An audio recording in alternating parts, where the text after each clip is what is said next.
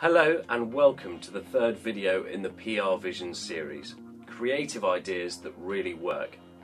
With information levels at an all-time high, creating messages that truly stand out from the crowd whilst also serving your brand goals is vital. Fortunately, I have three pioneers of creative PR in the studio with me today.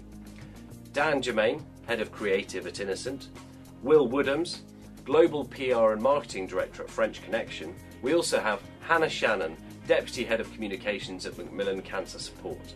Now, as our topic today is creativity, we have mixed up our format slightly. To start with, each of our speakers will receive one of three envelopes, giving them a challenge on the theme of creative PR. My challenge is to come up with a campaign for an adult literacy programme for a local authority. My challenge is to give the three key ingredients that have led to the success of my brand's creativity. My challenge is to come up with a creative idea for a fictional scenario. The brand is a frozen yogurt company launching a campaign for the summer. You will each have just 2 minutes to deliver your key thoughts on each of the challenges. In the meantime, I'm going to speak to each of you in turn, one-on-one, to get some insight into some of your recent creative PR campaigns and what made them such a hit.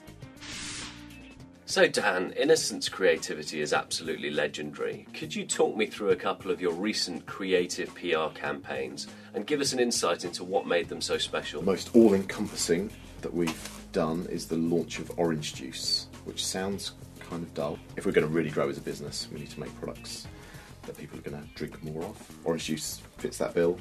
It's natural, healthy, all the stuff that Innocent is famous for. I guess we struggled in trying to work out how do you make people excited about orange juice. How did you capitalise on channels like social media, online space, chat rooms, etc. to ensure that you got the right message to the right people? What we have done is made a really stupid game where you have to catch oranges falling from a tree and you have to avoid catching a squirrel.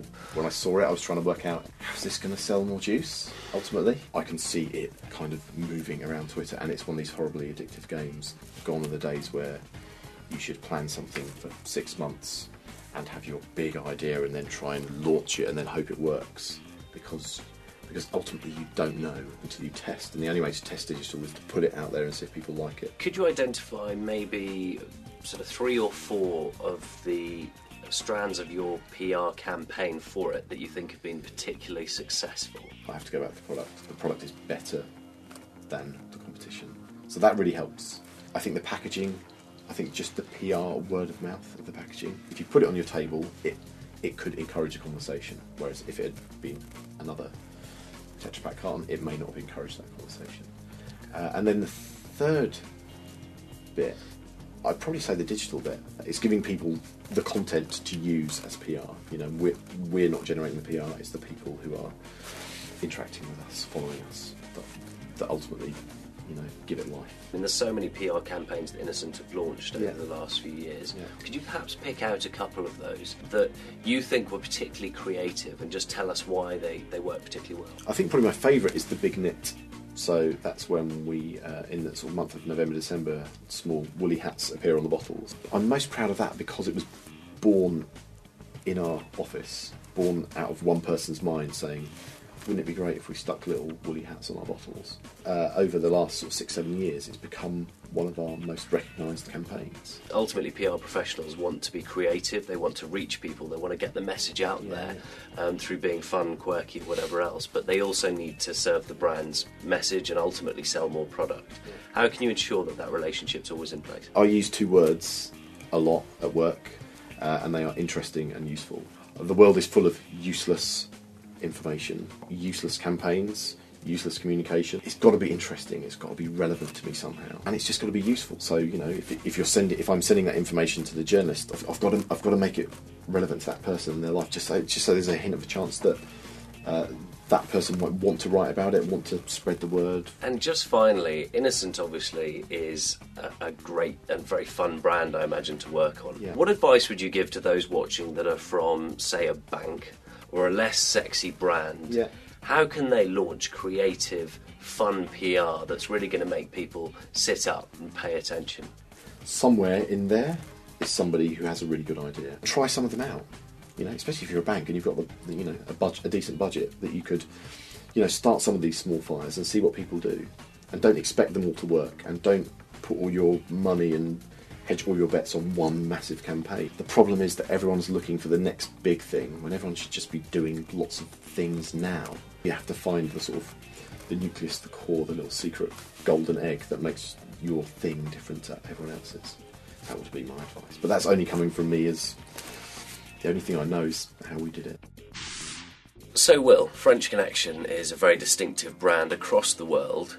Could you perhaps pick out a couple of your recent or upcoming campaigns that you think are particularly creative? We created this sort of man and woman character using French actors and actresses, and developed on a kind of lifestyle concept that was very different from us. Got a lot of cut through, got a lot of talk about it. It was very distinctive and different. But I think moving into our campaign coming up for September 2011, we spoke to our consumers and people out there about what they enjoyed about our message, and they all thought it was funny, irreverent and cool, which was kind of the concept. What we found was that they were really interested in the product, however stupid that might sound. And then we've got, 250,000 Facebook fans. And then we put a campaign film that we spent £100,000 on, and that'll have 150 clicks, like. We put a nice party dress on, and we'll get 600 like clicks. And it took a bit of time for us to work out this is what consumers were interested in. So for the next campaign, it really is going to be product focused. Within all of that, how big a part does, say, social media play? It's a great feedback resource. It's a great way of communicating what we're doing, and actually it's also a great way of delivering value. Integrating technology for me is about, I have a poster on a bus stop in Birmingham, and it's a lovely pretty girl, and it might be, terrible sleet, and they're looking at this pretty image, and how are they going to connect with that image? The fun of holding up an iPhone, and that advert suddenly starts moving through your iPhone, and it's a film content that's really enjoyable and engaging for 20 seconds, which is all they have standing at a bus stop, and makes them smile. That is how you engage and excite people, because it's product driven, but it's really different and fun and can lighten up their day. What do you think makes for the best viral campaigns? And the only thing you can guarantee some sort of success with is either putting a small animal in it or having really good music. We had a guy covered in kittens, and we had about 150 still shots. So we pieced them all together with a cheesy French pop song. So it's just kittens climbing all over a guy, but they're still shots, just shown very quickly. And it got more hits in 24 hours. An amazing film we made, with girls, running around and having fun, all the classic fashion stuff. Consumers are really aware. What's the point of me watching an ad on YouTube unless, it has a child dressed as Darth Vader? What's the engagement with that? Where should creative communications sit? There's a particular grey area around social media. Everyone wants to get involved because it's fun, it's new, it's fresh, and has enormous audience potential. But is it the turf of marketing or PR, or a bit of both? I think it's completely joint between marketing and PR. And I think all the online teams need to be on board with them. And it's just a case of communicating what you want to talk about.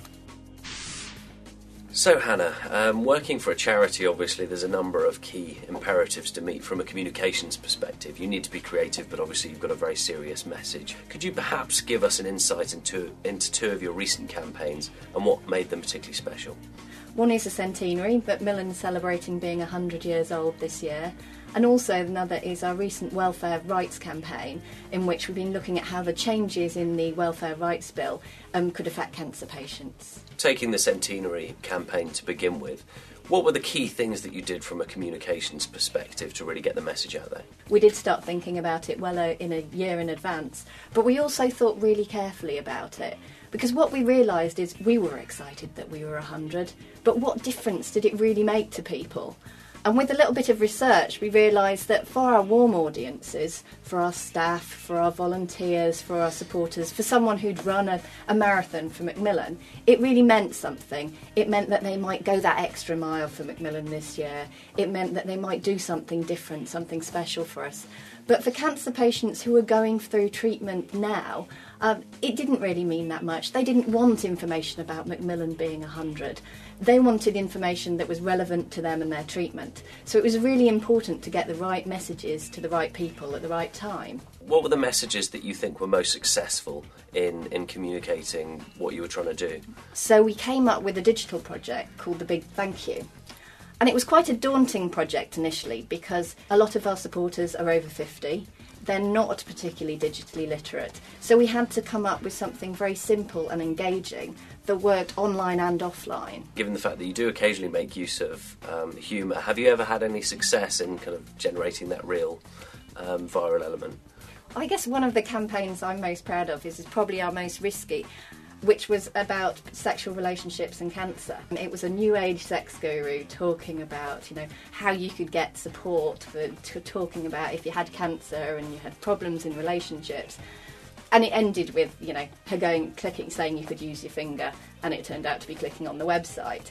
Now, because we're a charity brand, of course people were saying, you can't do this. This is really rude. People think it's going to be about something really naughty. And, I will say the night before we launched that campaign, I was really worried because I thought we are going to have lots and lots of complaints. We didn't have one complaint. We had lots of messages of support from people who'd gone through it, saying, thank goodness someone's finally talking about this. So it was actually a really, really powerful campaign, but it was really taking a risk for the organisation. Looking at some of the other campaigns that you've launched in the past, what particular ones would you focus in on as being examples of creative PR at its best? Macmillan's welfare rights campaign at the moment it has been massively successful. In 1 week alone we reached, with broadcast coverage, 1 in 4 with the population. Well, I don't think Macmillan has had such a successful campaign in its entire history. There was a lot of creativity. I mean, the creativity came in making the campaign real to people. How do you make a nuance of a bill going through Parliament? How do you make that relevant to people's lives? And it's through coming up, we worked out that cancer patients could lose £94 a week. Just by crunching figures that were out there, these were government figures, and putting in the hands of Ed Miliband, suddenly Macmillan got mentioned 6 times in parliamentary question time. How do you think that charities particularly need to differ their approach to creativity, or do they? With digital you need to try lots of things. I remember recently for Coffee Morning, we decided to do a couple of campaigns. We put much more resources into the one that I thought was going to be successful. The one that turned out to be most successful was targeting knitters online and getting them to knit blankets in aid of cancer patients who couldn't pay their fuel bills, but also to meet offline and to fundraise and raise money for the world's biggest coffee morning. So given what you and Dan previously said, I'm beginning to think that the key to creative PR is engaging knitters. Yeah, knitters seem really popular, don't they? And we've recently had a campaign for fuel poverty where we knitted a big scarf, and you could actually go online and you could put your message in and you could see it being knitted by, it was called the Infinite campaign. So perhaps knitting is a thing to invest in. So thank you to all of our speakers for some fantastic insights into your recent creative PR campaigns. I'm going to give you 2 minutes each, and I'm going to be very strict on this, I'm afraid, for you to deliver what you see as the key advice on each of those. I actually had a vision of some sports days and kind of garden Olympics. So I thought it would be a nice PR strategy to sponsor even school sports days, and then maybe create the world's biggest rounders game at Regent's Park or Salt Hyde Park, somewhere in London, and have the frozen yoghurt as prizes and integral to the whole aspect of it. So school sports days, maybe the world's biggest garden Olympics, and rounders tournaments and things like that is, I think, a great platform for a summer launch on a frozen yoghurt. Dan, your challenge was to come up with the 3 secrets of success behind your brand's creativity. The first secret was luck. Any new venture or any campaign, there is sometimes you just get it right. The second bit obviously is not luck, which is the product. Then you've got to actually make something that people want to spend a decent amount of money on. If the drinks tasted rubbish, nobody would ever go back to buy them just because they quite liked the way stuff looked or the way stuff sounded. So I think then product is key. And then there's this third secret to the brand's creativity, which is tone. How do we look? How do we sound? How do we almost smell? Smell is a word I use a lot, even though I'm not responsible for how the business smells. But you know, what's the impression that you get from being with us, being with one of our products, being on a website, whatever it is? You need to have that same consistent experience, and that comes from words and voice, and ultimately, I think, the people inside the organisation. And Hannah, last but not least, your challenge was to come up with some creative ideas to launch an adult literacy programme. What did you come up with? Firstly, I'd get the people the campaign was targeted at involved. Find those people with the creative minds, and then you can concentrate on your channels. You can get chat show hosts involved. They'll tweet about it. They'll create a real buzz. You might get user-generated content, people talking about their experiences. It's going to get to people a lot more than a piece of marketing material. It could go up on YouTube. Again, it could go up on your website. Challenge the tone. I think people don't like being preached to. So can you use humour? Can you get people talking about personal experience? What's worked best in terms of content? Is it always humour? When we started making TV ads, for example, I made them. I went to the park with my friend Ed and I made them with a camcorder, and then they were on telly within a week. And I think people could tell that they were a bit rubbish. I think the humour comes from seeing something that's a bit rubbish, but the charm comes from the simplicity of what we do. You can launch the most creative content, you can get the most followers on Twitter or Facebook, but how do you ultimately trace that back to the bottom line? Will, how do you go about ensuring that? I think market research, you can't hinge your whole business off market research, but it's nice to know what people are saying and thinking. Measurement will always be the challenge on this, and fundamentally it's what people call bums on seats, you know, and we find if we think the product's not 100%, we're going to see it in our sales figures.